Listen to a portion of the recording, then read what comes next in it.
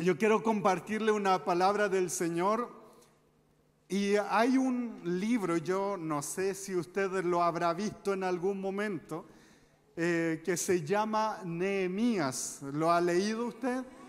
¿Sabe usted, antes de partir al cielo es bueno que lea Nehemías? ¿Sí? Sí, Nehemías, un libro muy especial, nos ilustra la realidad de cómo nosotros podemos emprender, cómo nosotros podemos desafiarnos, cómo podemos honrar al Señor, cómo podemos colocar al Señor por sobre todas las cosas. Así que vamos a ver ahí el libro de Nehemías, el capítulo 8, ¿ya? Nehemías capítulo 8, vamos a ver ahí. Vamos a ver los primeros 6 versículos, ¿ya? Vamos a verlo ahí. Si lo tiene usted, dígame amén. Wow, qué rapidez. Gracias, Señor. Vamos a ver, mire lo que dice la palabra del Señor. Dice, venido el mes séptimo, los hijos de Israel estaban, dice, en sus ciudades, y se juntó todo el pueblo como, dice, un solo hombre en la plaza que está delante de la puerta de las aguas, y dijeron a Esdra, el escriba, mire lo que dice ahí, que trajese el libro de la ley de Moisés, la cual Jehová había dado a Israel. Yo creo que este es el anhelo de todos los pastores, que un día la hermandad nos diga a nosotros, tráiganos la palabra, queremos la palabra del Señor, ¿verdad?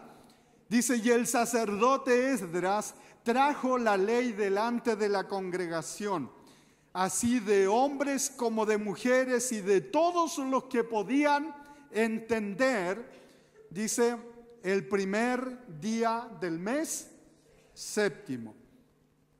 Dice de igual manera, y leyó en el libro delante de la plaza que está delante de la puerta de las aguas, desde el alba o muy temprano hasta el mediodía, en presencia de hombres y mujeres y de todos los que podían entender. Y mire lo que dice ahí. Dígale a quien está a su lado, pon atención aquí, dígale.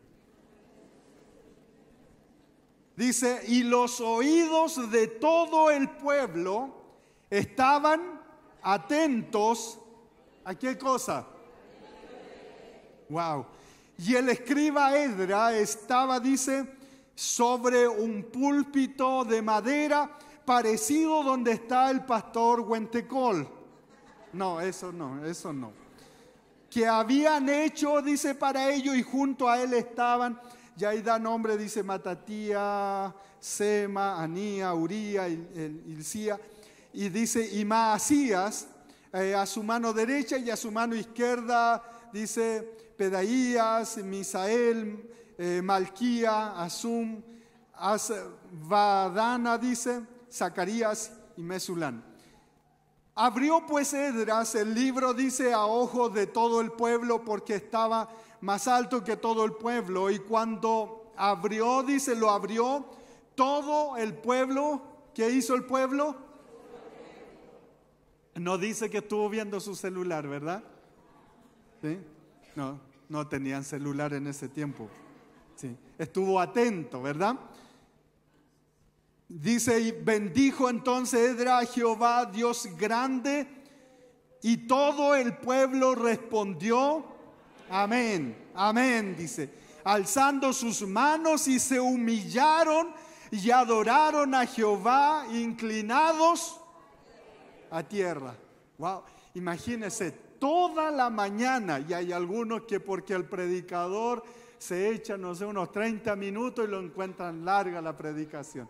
Toda la mañana, cuando hay hambre, mis amados, hay algo maravilloso que sucede ahí. Amén. Miren, para que nos ayude de alguna manera este pasaje escritural, le he llamado volvamos a la fuente. Amén. volvamos a la fuente. Cuando Israel, ¿y por qué volver a la fuente? Porque cuando Israel fue invadida, su gente, nos señala la palabra del Señor, fue llevada encadenada como esclavo hacia Babilonia. Pero aún, mis amados, que este pueblo haya sido llevado al exilio, aún en su rebeldía y ese deseo de vivir sin Dios, Dios no se olvidó de ellos. Aún en esa rebeldía, Dios tenía propósitos y planes con este pueblo, el cual en su soberanía Dios ya lo estaba ejecutando. Y Dios había usado al profeta Jeremías para señalarle que iban a pasar 70 años de castigo en medio de un pueblo extraño y de tierra extraña y de cultura extraña, pero que después de esos 70 años ellos iban a volver, iban a regresar nuevamente a su tierra. Posteriormente nos dice la palabra del Señor que los medos y los persas invadieron Babilonia como castigo de Dios por haberse ensañado de su pueblo Israel. Y ahí en el primer año nos dice la palabra del Señor de Ciro, rey de Persia, y para que se cumpliese la palabra de Dios por boca de Jeremías, en el año 536, Dios despertó el espíritu de Ciro, rey de Persia, el cual hizo pregonar de palabra y también por escrito lo siguiente. Nos dice ahí Segunda de Crónicas capítulo 36 verso 23. Dice: así dice Ciro, rey de los persas: Jehová, el Dios de los cielos, me ha dado todos los reinos de la tierra. Él me ha mandado que le edifique casa en Jerusalén, que está, dice, en Judá. Quien haya entre ustedes de todo su pueblo, sea Jehová su Dios con él y suba. Esa fue la orden que se dio, mis amados. Entonces, por lo tanto, esto nos hace ver que Dios es soberano absolutamente de todas las cosas. Y aunque tal vez, mis amados, para algunos tarden las promesas de Dios, pero lo que Dios dijo se hará y se cumplirá siempre. Él es quien controla absolutamente todo, mis amados. El universo, su creación. Este pueblo judío regresa a sus tierras al igual como fue llevado cautivo en 3 oleadas. Fue llevado cautivo, ahora en 3 oleadas vuelven. En el año 537, Zorobabel vuelve con un primer grupo en medio de gran oposición. Ocupan sus tierras de nuevo y levantan los cimientos del templo para poder ofrecer sacrificios a nuestro Dios. Y ante la constante burla de sus enemigos para que ellos pudieran seguir edificando, ellos comenzaron a desanimarse. Eso nos dice la palabra del Señor en el libro de Ageo.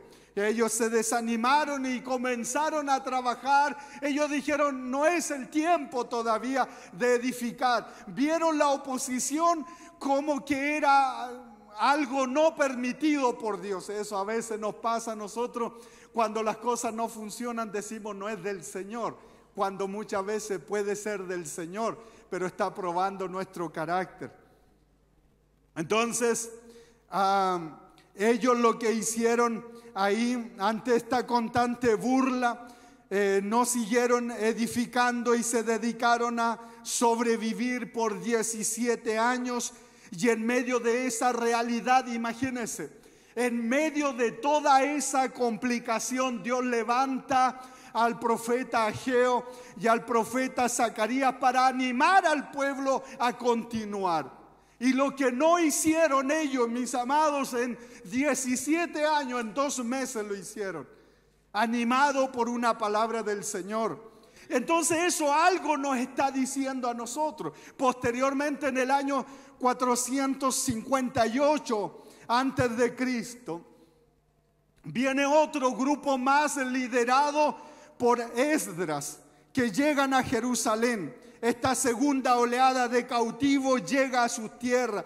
Y este varón Esdras realiza cierta reforma dentro del pueblo a la luz de la palabra del Señor. Y viene nuevamente a revitalizar al pueblo para continuar con el propósito con el cual estaban ahí, que de alguna u otra manera había venido a detenerlo nuevamente por amenazas de enemigos. Más tarde, en la tercera oleada, estamos hablando del año 445, llega Nehemías. Nosotros, si usted tiene la oportunidad de leer el libro de Nehemías, ahí él explica cómo se dio todo, ¿verdad? Él estaba preocupado de los muros de Jerusalén y él preguntaba a sus hermanos cómo estaba Jerusalén, y ahí supo él y generan esta tercera ola de vuelta nuevamente a Jerusalén para levantar las murallas. Y es ahí donde de igual manera reciben oposición. En toda iniciativa divina siempre va a haber oposición. Usted decídase servir a Cristo, siempre va a tener oposición. De una o de otra índole la va a tener. Pero ellas no están ahí para destruirnos, no están ahí para alejarnos de Dios, sino muy por el contrario, mis amados, para que nosotros conozcamos mucho más a nuestro Dios. Por medio de una enfermedad sabemos que Él es nuestro sanador. Ya nadie me va a decir a mí, Dios te sana. Yo ya lo he experimentado y puedo decir, Él es mi sanador. Alguien que tal vez ha estado en escasez, esa es una oportunidad para ver la mano milagrosa de Dios en su economía. Y esa persona va a decir, Dios es fiel. Amén. Es ahí donde aprendemos a conocer a nuestro Dios. Allí bajo el liderazgo de Nehemías se organizaron con mucha motivación. Sin embargo, cuando este proyecto se inicia, este proyecto que viene a transformar una realidad, es inevitable, y vuelvo a reiterar esto, que haya oposición. Es inevitable, mis amados. Hay crítica directa a este plan de Nehemías, y tan pronto como las cuadrillas de reconstrucción se dispusieron a trabajar, recibieron oposición. La palabra del Señor utiliza este lenguaje, dice, hicieron escarnio. Ese es el lenguaje que utiliza la palabra. Cuando iban por la mitad del levantamiento de los muros, se burlaban diciéndole, si un zorro viejo, dice, hasta un zorro viejo podría derribar esos muros, le decían, burlándose de ellos. Parte de los requisitos de trabajo, mis amados, es la capacidad que tiene una persona cuando emprende un desafío, cuando toma decisiones. Es la capacidad de poder manejar la crítica que pueda haber. A veces uno quisiera escuchar, a veces uno quisiera el apoyo de su propia familia, ¿verdad? Cuando entrega su vida al Señor. Pero sin embargo, muchas veces hasta la familia ya se volvió fanático este. ¿Qué le pasó a este? Y eso es una realidad. Yo recuerdo, mis amados, ahí una familia. Su hija entregó su vida al Señor, empezó a servir al Señor. Y los papás se molestaron tanto que le dijeron a su hija, ¿por qué no te llevas mejor una cama y te alojas allá? Y ella nos decía, pastor, pero yo he tratado de ayudar, de servir, pero no ven eso. Solamente les molesta que yo venga a la iglesia y mi vida haya cobrado sentido. Y son mis padres. Yo le decía, sí, usted tiene que respetar a sus padres. Sí, pastor, pero tengo oposición. Y ahí le decía, es que en medio de estas realidades tenemos que nosotros manifestar nuestra fe y nuestra confianza en el Señor. Es allí donde se forma nuestro carácter.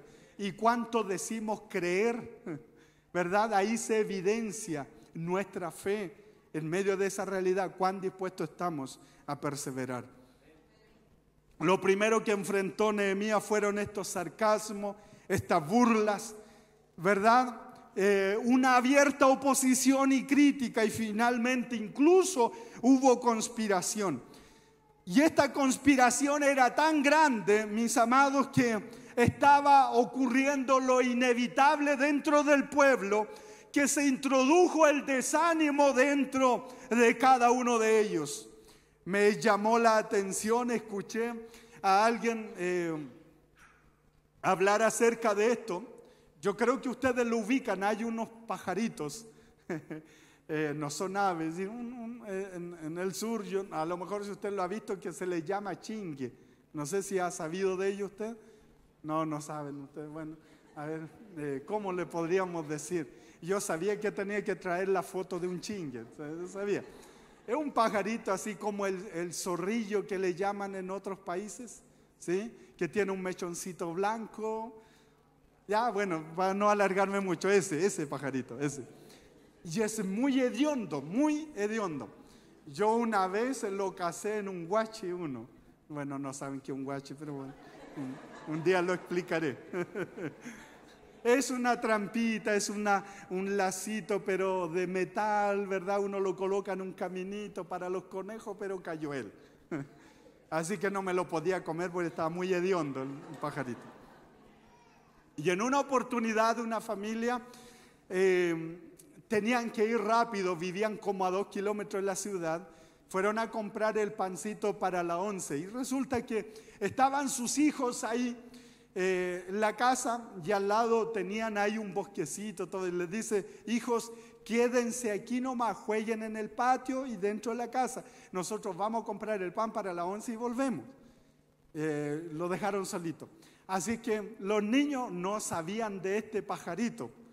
Entonces ellos estaban en el patio y uno de ellos tomó como el liderazgo de su hermano y se fueron ahí al bosque un ratito antes de llegar a los papás, y en eso ven este pajarito con varios de sus bebés. Entonces los papás vuelven y miran del patio y ven que sus hijos están con esos animales. Le dicen, hijo, ¿qué están haciendo ahí? Vénganse. Y la mamá corriendo dice, ¿cómo se le...? Y cada uno de esos niños toma uno de esos bebecitos y corren para la casa. A veces pasa eso. A veces en vez de solucionar un problema, ese problema se empeora, ¿verdad? Hubo un hombre que a lo mejor ustedes han escuchado, no sé si han escuchado acerca de Thomas Edison, ¿se acuerdan? ¿Si lo han escuchado alguno? En una oportunidad su hijo, el hijo de él, escribe en su biografía y habla de Thomas Edison cuando se le quemó la fábrica. Todo, se le quemó todo. Vinieron compañías de bomberos de diferentes ciudades ahí para tratar, pero se dieron cuenta que no podían hacer nada. Y sabe que escribe su hijo en la biografía que no quedó nada, solamente cenizas y escombro, no quedó nada. Pero dice que en ese momento, cuando estaba ahí las llamas, todo, entre medio, dice, de la humadera y como de las llamas, aparece su papá, aparece este hombre corriendo y le dice, hijo, ve a buscar a tu mamá y dile que hable con sus amigos, que vengan a ver, mira este fuego, porque no lo van a volver a ver. Alguien, mis amados, dentro de una tragedia, pero sin embargo ve las cosas de una manera diferente. Y a la mañana, cuando ya quedó todo al descubierto lo que había en el lugar, llamó a todos sus empleados y todos pensaban que lo iban a despedir. Y él le dice, yo quiero decirle a todos ustedes que ninguno está despedido. Y todos miraban ahí. Vamos a limpiar esto y vamos a construir algo mucho más grande. Mis amados, a veces nosotros necesitamos tener una actitud diferente frente a las situaciones que vivimos. Y esto es algo que de alguna u otra manera estaba aquí en el corazón de este hombre. Este hombre enfrentó esos obstáculos que tal vez eran insuperables, pero se dejó, mis amados, él no permitió que el desánimo invadiera su corazón. Y qué más grande, mis amados, es esto, cuando sabemos quién es el que está con nosotros. Cuando miramos estas complicaciones, ¿qué es lo que sucede? Se acaban las fuerzas, no hay fuerza. Mira el capítulo 4 de Nehemías, verso 10 dice, y dijo Judá, la fuerza de los acarreadores, dice, se ha debilitado. Eso es lo que dicen. En otras palabras, Nehemías, estas personas han trabajado por largo tiempo, están cansadas. ¿Cuánto tiempo ellos habían pasado ahí trabajando? Y solamente llevaban la mitad. Porque nos dice la palabra, toda la muralla fue terminada hasta la mitad porque el pueblo tuvo ánimo para trabajar. Después se desanimaron nuevamente. Lo novedoso, mis amados, se había acabado, se había terminado. Usted sabe que cuando las personas tienen ganas, ¿verdad?, trabajan y trabajan, pero cuando a veces no ven muchos resultados, se desaniman.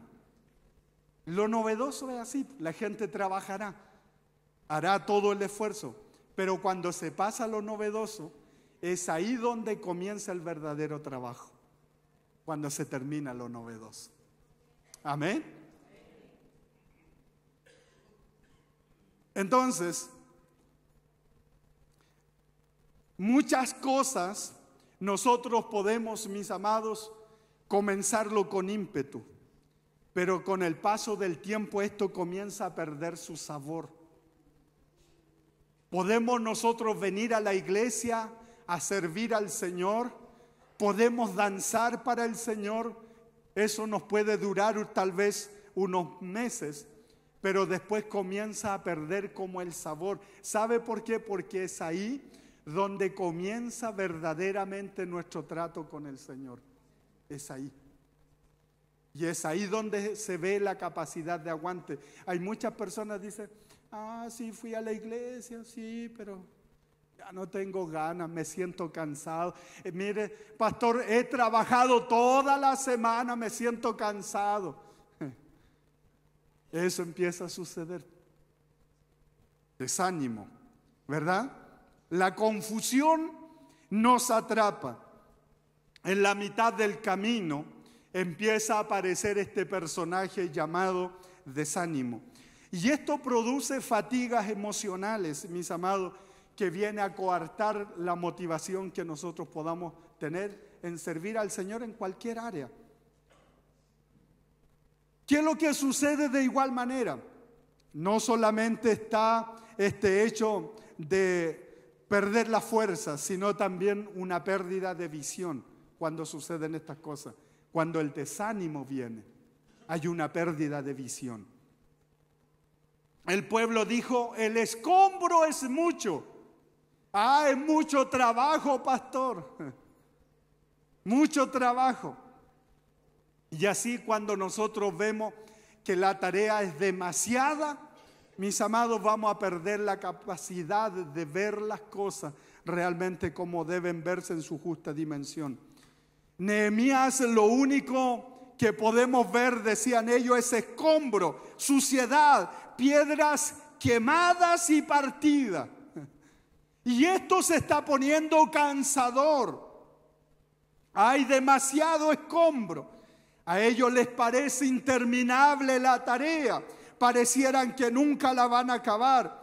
Y así fácilmente se desaniman y pierden la visión de la totalidad de su trabajo a causa de la confusión que le estaba rodeando a cada uno de ellos. Estos hombres habían construido la muralla hasta la mitad porque tuvieron ánimo para trabajar. Y una traducción distinta dice, el pueblo tuvo corazón para trabajar. Pero ahora habían perdido el corazón, perdieron la motivación, perdieron la pasión. Aquello que los empujaba a continuar a tal punto que, mis hermanos, ellos pudieron realizar muchas tareas, pero sin embargo comenzaron a tener problemas y esto comenzó a afectar, incluso a sentirse debilitado, esclavizado de alguna manera.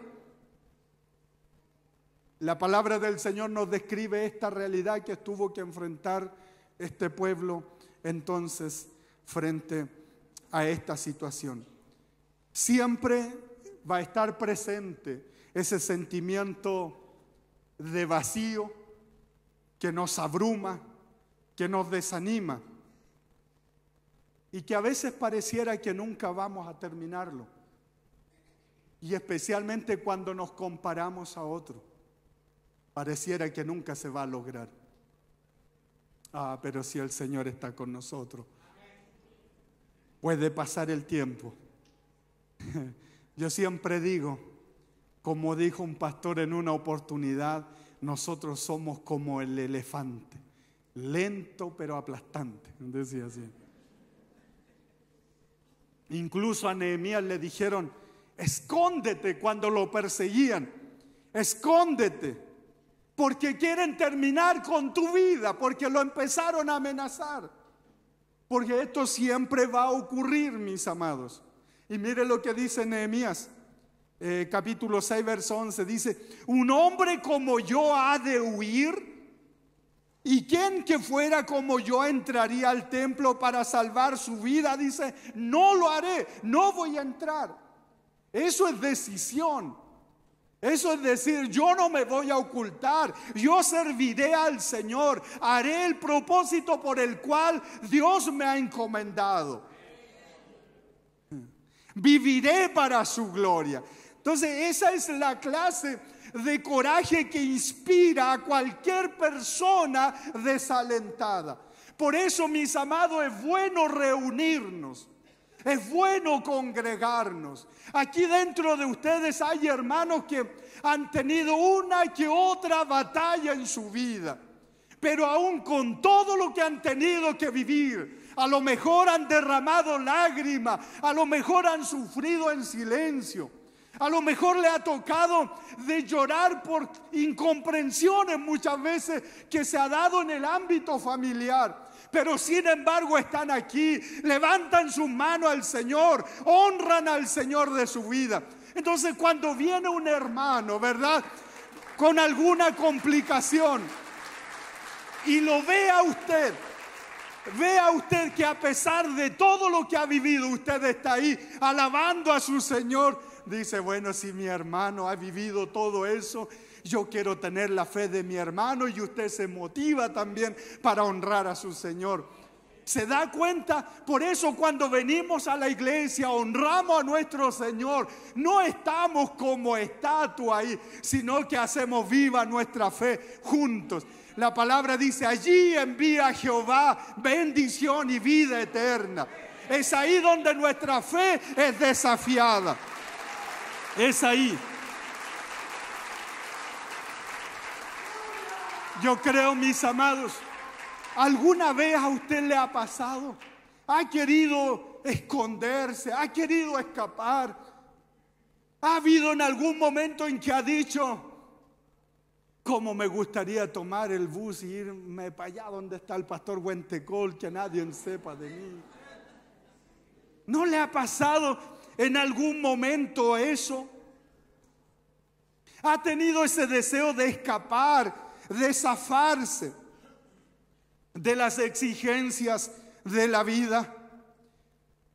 Pero, mis amados, detrás de cada encumbrada montaña siempre hay algo maravillosamente increíble.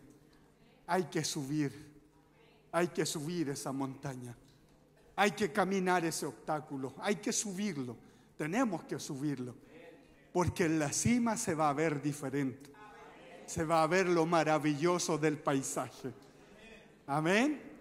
Sí, allá los cerros es así, es lindo verlo. Yo lo llevo a un mirador que hay en Collipulli. Se ve Loncomahuida, se ve un paisaje increíble.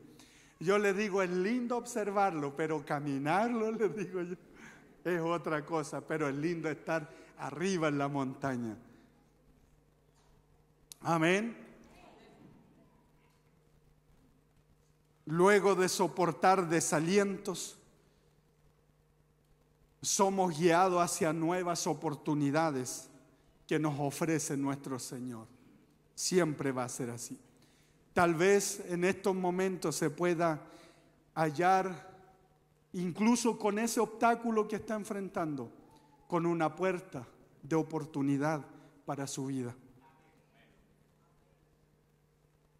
A lo mejor ha perdido su fuerza, su confianza, su visión y su seguridad. Pero ustedes saben que en lo profundo de su corazón hay un sentimiento, hay algo que lo mueve. Usted dice, vale la pena batallar por esto.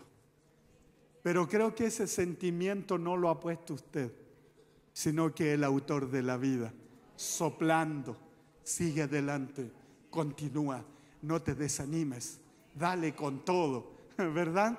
Él siempre va a estar animándonos. El Señor nunca nos va a tirar hacia abajo. Siempre nos va a estar animando, impulsando a seguir adelante. Ayer les decía, les compartía a nuestros pastores de Ercilla. Les hablaba a ellos, siempre les decía, es importante dar un paso de fe. Siempre. Y esta fe, les decía, tiene un aspecto, un lado positivo, pero también tiene un lado negativo. Lo positivo que dice la palabra del Señor, Hebreos capítulo 11, ¿verdad? Por la fe, y eso nos gusta a nosotros, por la fe traspasaron, ¿verdad? Ejército, echaron a correr ejército, por la fe conquistaron reino, por la fe taparon boca de leones, ¿verdad? Por la fe conquistaron, por la fe caminaron. Y uno dice, wow, la fe. Y después da vuelta a la página el escritor a los hebreos. Por la fe, dice, fueron traspasados con espada. Por la fe fueron aserreados. Por la fe fueron quemados. Por la fe anduvieron errantes de un lado para otro sin tener un lugar fijo donde vivir. Por la fe abrazaron la promesa, nunca la recibieron, murieron esperándola y no la recibieron por la fe. ¿Sabe por qué? Porque esas personas nunca jamás tuvieron su mirada puesta en algo, sino que su mirada estaba puesta en alguien. Si lo tenemos a Él, lo tenemos todo. Amén.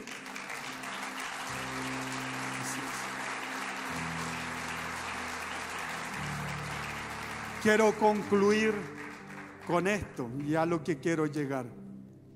Nehemías se preparó y enfrentó el desánimo. ¿Cómo lo hizo? Unificó los esfuerzos hacia una meta. Eso es lo que hizo. Lo primero que hizo fue unificar al pueblo en torno a una misma meta. Entonces, por la parte baja del lugar, detrás del muro, en los sitios abiertos, dice la palabra que él puso familias. Yo decía, pero ¿cómo eso? Puso familia. Donde habían grietas, donde no estaba terminado el muro, puso familia. Donde habían lugares ahí, brechas, ¿verdad? Él puso familia. Donde faltaba construir, puso familia. Yo me preguntaba por esto, ¿por qué puso familia? Y empecé a buscar, a indagar, ¿por qué puso familias ahí? No encontraba a que alguien me dijera por qué puso familias ahí. Y empecé ahí a revisar la palabra. Los constructores se habían esparcido, se habían ido a otros lugares por temor, pero volvieron a unirse, a trabajar con sus familias. Ahí. Y le encontré sentido. Porque cuando uno tiene su familia y sabe que ellos nos están mirando, uno tiene que ser ejemplos para ellos. Yo quisiera que mis hijos no me recordaran como un cobarde, sino como alguien que se atrevió a ir más allá. Y poderles decir a mi hijo, con la ayuda del Señor, ustedes pueden ir mucho más allá. Le encontré sentido, porque generalmente un padre o una madre de familia, cuando pasa algo dentro de la familia, son los primeros que están ahí, orando por ellos. Si un hijo cae en la droga, ¿qué es lo que hacen los padres? Lloran, ayunan, toman todos los medios de gracia que nos ha sido otorgado por ellos. Y emprendemos una batalla. O si hay algún problema, tóquennos a uno de nuestros familiares, tal vez una enfermedad, una complicación. Pastor, ayúdeme a orar por esto. Vamos y buscamos la manera, ¿verdad?, de encontrar una solución. Y entendí lo que en ese sentido el relato escritural señala. No existe otra motivación para todos nosotros de trabajar, mis amados, para las generaciones que vienen tras de nosotros. Un día nosotros vamos a partir de esta tierra, nos vamos a estar. Yo trabajo consciente de eso, pero tenemos que dejarle algo a nuestra generación. A lo mejor alguien dirá, miren, a lo mejor alguien dirá, pastores, que yo no soy teólogo, yo no soy experto en Biblia, no soy pastor. Es que no es necesario. Hace 2 años atrás aproximadamente, fui al cementerio a despedir a una hermana. No sabía leer, no sabía escribir, pero hasta el día de hoy todos nosotros en la iglesia la recordamos como una mujer de Dios. Cuando se citaba orar, era la primera que estaba ahí. Cuando construimos el templo allá, era de las primeras que estaba ahí. Cuando salíamos a predicar al mercado, a las poblaciones en Coyipulli, era de las primeras. Y ella era así como ruda en su trato, iba a decir otro, o tosca, no sé, en su trato. Un día llegamos a la oración, me ganó ella, de ahí llego yo. Y me dice, mire la fila de hermanos que está para entrar a la oración. No había nadie, estábamos los dos. Y cuando estaba orando, en un momento estábamos todos los hermanos, un día domingo a las 7 de la mañana, y ella se pone a orar. Y Señor, que podamos estar tempranito a la hora como el pastor dice, Señor. Después yo le dije, hermana, ¿usted le estaba predicando a los hermanos o estaba orando? ¿Qué estaba haciendo? Pero es lindo. Y una de las palabras que yo le dije a sus hijos ahí, teniéndolo ahí en el lugar, yo le dije, hoy nosotros despedimos el cuerpo de esta mujer que se fue en esperanza en su Señor, que Él un día, aunque este cuerpo se vuelva a tierra, su Señor la va a levantar. Y le dije, yo hoy día, en estos momentos, ella sabe más de Dios que todos nosotros aquí. Ahora ella sabe más que todos los teólogos y eruditos de esta tierra, porque está viendo cara a cara a su Señor. ¿Nosotros podemos dejar huella? Sí, podemos dejar huella.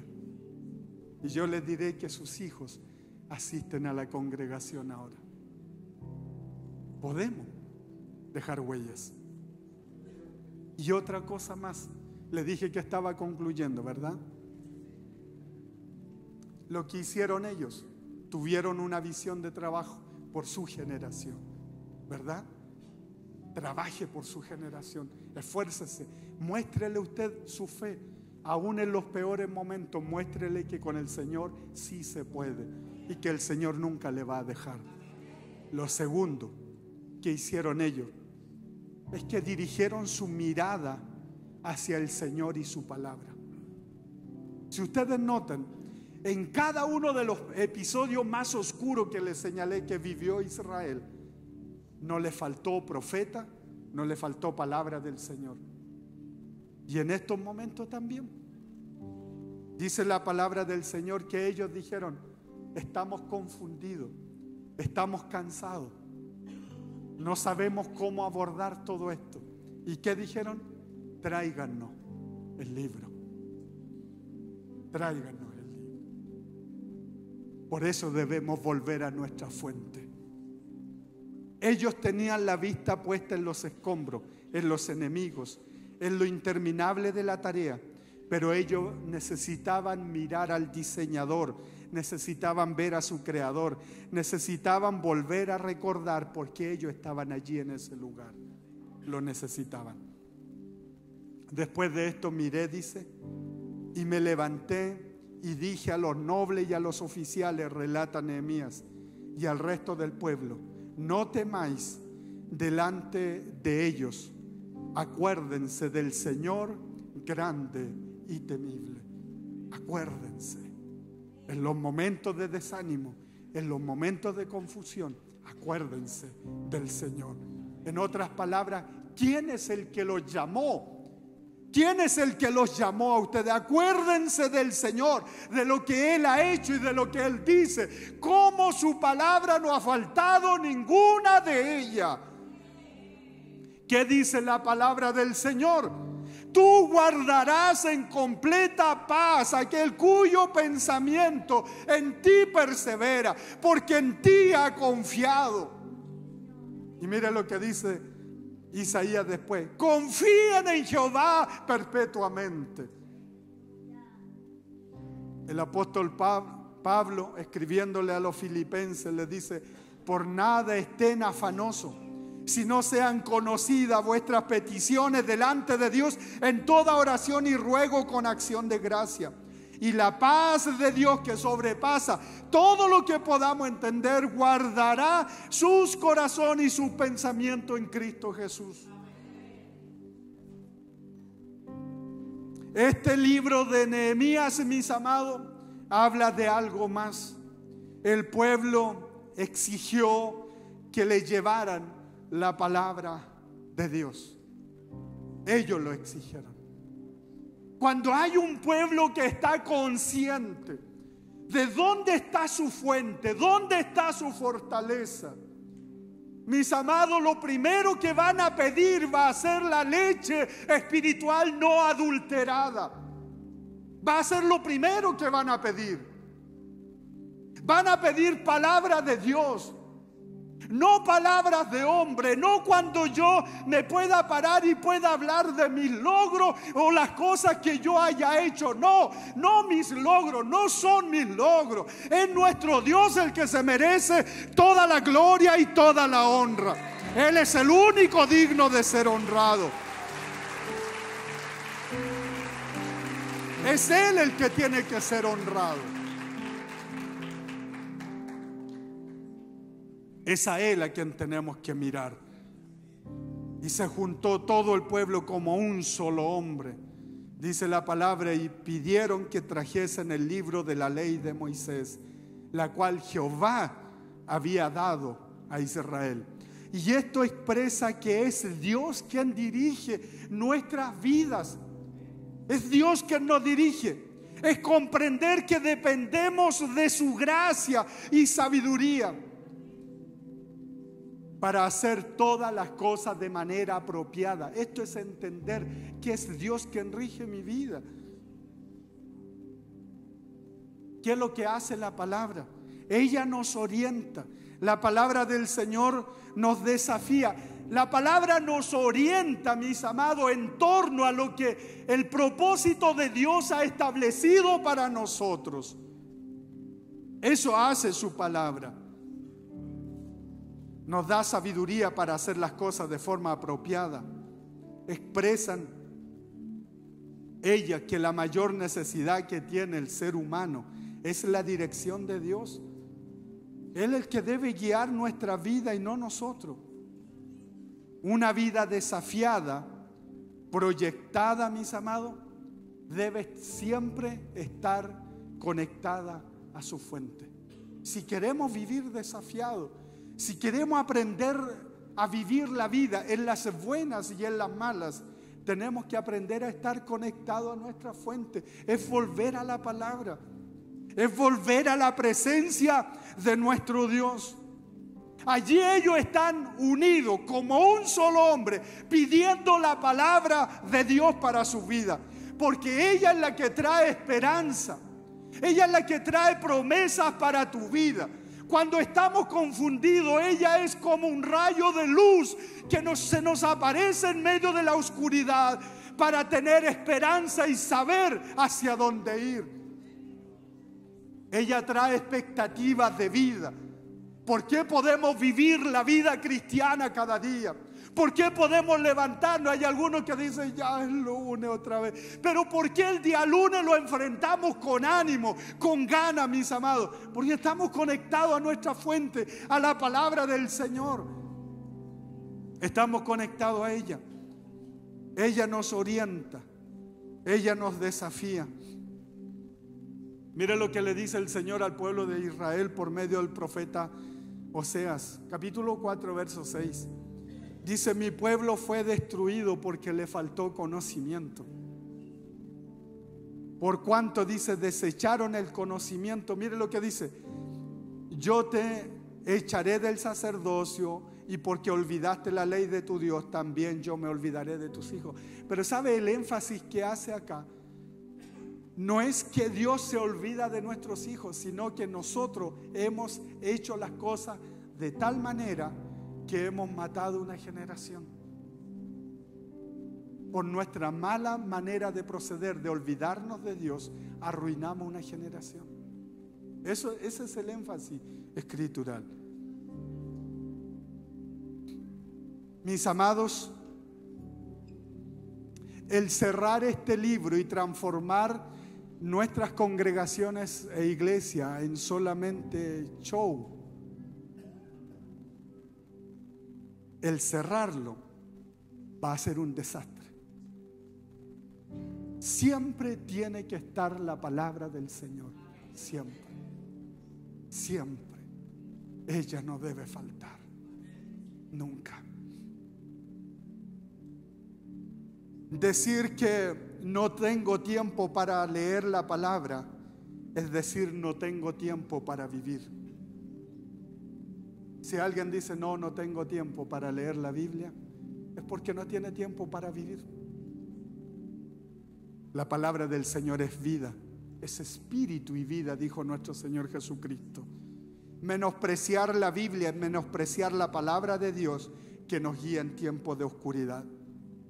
Por eso el salmista en el Salmo 119, el verso 105 dice, lámpara es a mis pies tu palabra y lumbrera a mi camino.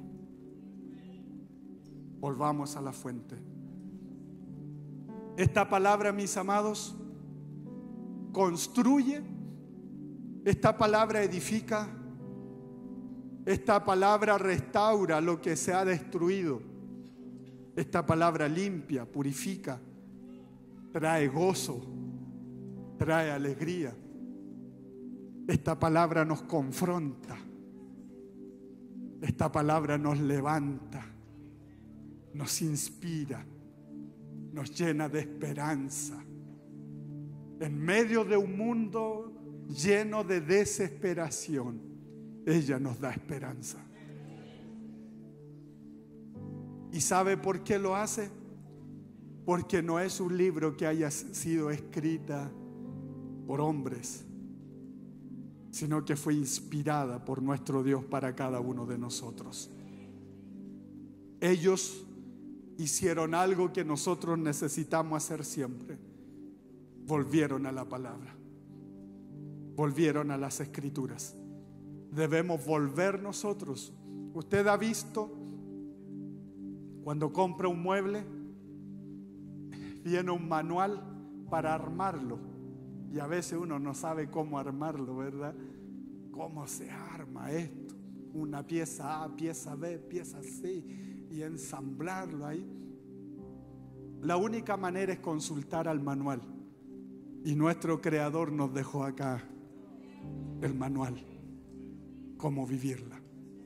Queremos ser una iglesia desafiada, una iglesia que trabaje hasta que Cristo venga, que predique la palabra, que honre a Cristo, que el centro de todo lo que hagamos sea el nombre de nuestro Señor Jesucristo.